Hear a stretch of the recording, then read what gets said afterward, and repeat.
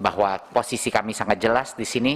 Kami berada di sisinya guru honorer yang merasa kami juga setuju dengan mereka bahwa guru honorer di sekolah induk yang lolos passing grade harus diprioritaskan untuk mendapat posisi itu dan juga tidak harus mengambil tes lagi.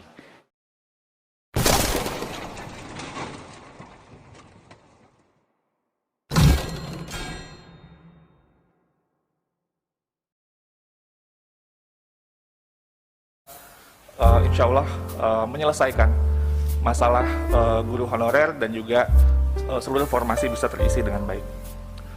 Terakhir slide-nya, ini maksudnya untuk meng-highlight Bapak Ibu apa yang mungkin nanti bisa kita share juga surat dari Kementerian Keuangan, tapi intinya adalah sudah ditetapkan alokasi DAU tahun anggaran 2022 berdasarkan formula alokasi dasar dan celah fiskal. Dan yang di sini yang ingin saya highlight adalah perhitungan kebutuhan gaji formasi ASN daerah dalam alokasi DAU ini untuk gaji pokok P3K guru yang lulus 2021 itu dihitungnya 14 bulan gaji. Sekali lagi, oleh Kementerian Keuangan kebutuhan gaji pokok guru P3K 2021 itu dihitungnya 14 bulan. Artinya dihitung sejak Januari sampai Desember. Dengan asumsi itu ya, asumsinya penggajiannya dimulai sejak Januari sampai Desember dan ditambah ada gaji tunjangan hari raya dan kebijakan gaji ke-13. Itu dinyatakan secara eksplisit di dalam surat Kementerian Keuangan. Sementara untuk kebutuhan gaji pokok guru 2022 itu dihitung sebanyak 3 bulan gaji dengan asumsi proses terjadi kemudian pengangkatan dimulai sejak Oktober 2022. Dan ini tentunya dana yang diperhitungkan di 2021 yang tidak terserap akan menjadi pengurang perhitungan kebutuhan penggajian P3K. Artinya jika Januari ini tidak diangkat, tidak dibayar gajinya, sebenarnya ada kelebihan di bulan Januari dan itu akan terus berlanjut jika prosesnya masih belum dilakukan atau belum selesai. Jadi anggaran yang dialokasikan sebenarnya ini cukup besar untuk 14 bulan gaji untuk 2021 dan 3 bulan gaji untuk guru yang nantinya diangkat atau lolos di 2022, seleksi 2022. Itu mungkin dari saya terakhir, ini hanya ingin menyampaikan kepada Bapak Ibu Komisi 10 bahwa rekomendasi panja ini sudah kita tindak lanjuti, misalnya melanjutkan seleksi 1 juta guru P3K yang sebelumnya mungkin dikhawatirkan akan berhenti saja, tapi kita ingin memaksimalkan, mudah-mudahan dengan Permenpan baru nanti kita bisa lebih besar lagi. Jadi mungkin kalau masih tahap ketiga masih belum, kita terus akan melakukan seleksi sampai maksimal formasi terisi, lalu kemudian melakukan pengusulan pemenuhan kebutuhan guru 2022 berdasarkan peta data yang sudah kita sampaikan, membentuk layanan pengaduan, ini juga sudah kami lakukan Bapak Ibu Komisi 10 di https://guru p3k.kemdikbud.go.id dan nomor layanan pengaduan 1500997. Ini luar biasa sibuknya layanan pengaduan ini dan kita terus menambahkan anggota untuk memastikan kita bisa melayani atau tidak jauh lah harinya untuk menjawab pertanyaan-pertanyaan yang diajukan kepada kami.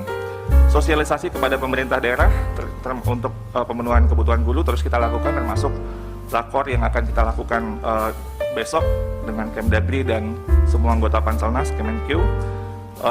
Terkait kebijakan anggaran, kita terus berkoordinasi dengan KL terkait untuk memastikan pembayaran gaji dan tunjangan guru P3K alokasi APBN diperhitungkan melalui DAU.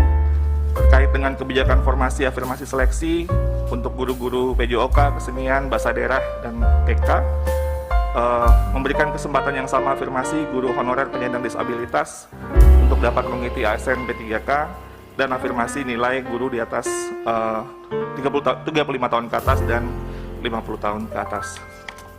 Mungkin itu dulu, Mas Menteri, saya kembalikan ke Mas Menteri. Assalamualaikum warahmatullahi wabarakatuh.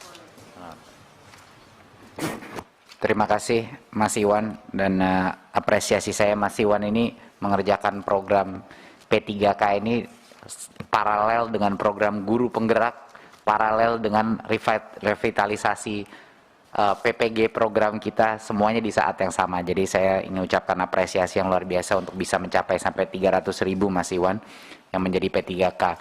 Jadi poinnya Bapak Ibu, kami menginginkan bantuan dari Komisi 10 untuk mengkomunikasikan ini kepada masyarakat, terutama yang isu formasi. Kalau semua Pemda telah mengajukan formasi yang kita inginkan sesuai dengan target kita, kita tidak akan ada yang namanya lolos passing grade tapi tidak mendapatkan formasi. Pasti semua yang lolos passing grade langsung menjadi P3K.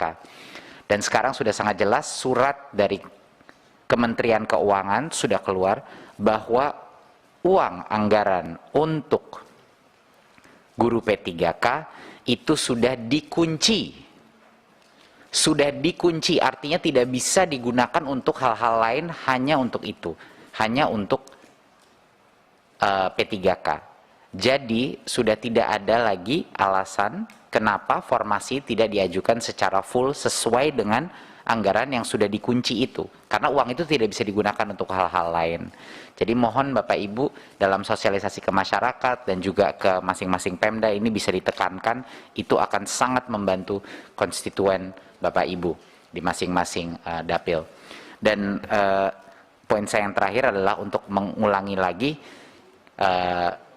bahwa posisi kami sangat jelas di sini. Kami berada di sisinya guru honorer yang merasa kami juga setuju dengan mereka bahwa guru honorer di sekolah induk yang lolos passing grade harus diprioritaskan untuk mendapat posisi itu dan juga tidak harus mengambil tes lagi.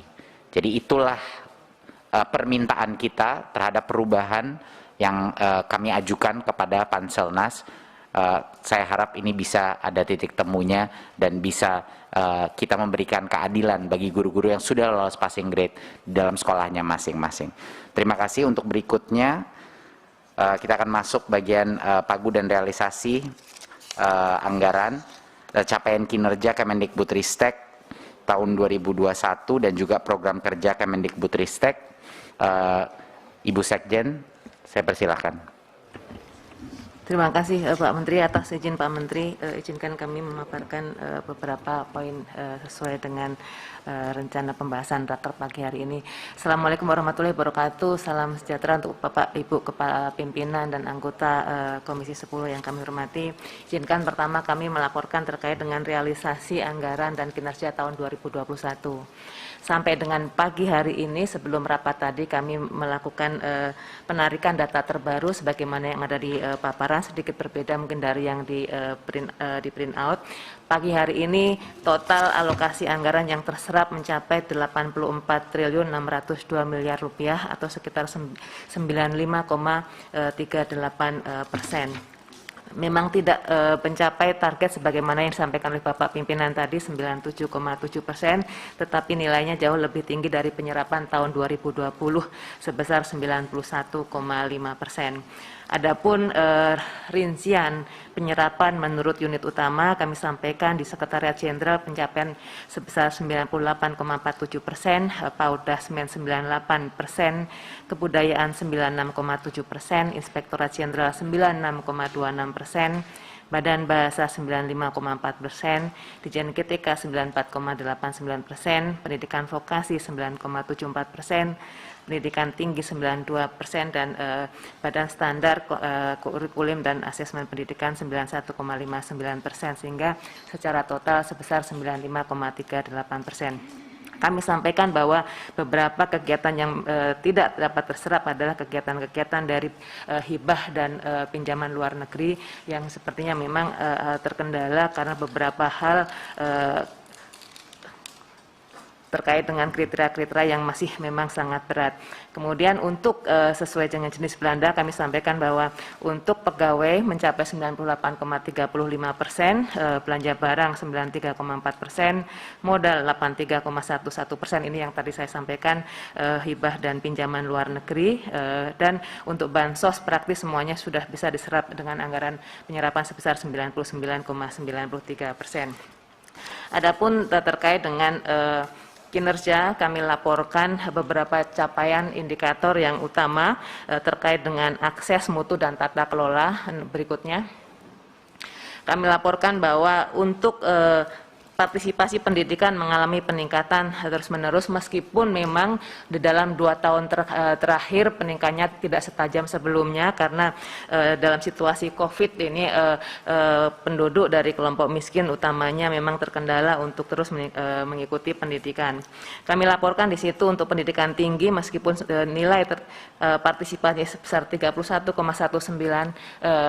namun dengan kebijakan yang sama-sama kita gaungkan melalui KIP kuliah dan sebagainya dengan bantuan sosial yang sangat banyak, kesenjangan antar kelompok masyarakat untuk mengakses pendidikan tinggi sangat berkurang. Untuk tahun 2019 misalnya, range-nya antara 11,4% penduduk kelompok termiskin sampai dengan 62% terkaya. Tahun 2021 ini sudah menjadi 16% sampai 56%, artinya penduduk termiskin sudah meningkat lebih dari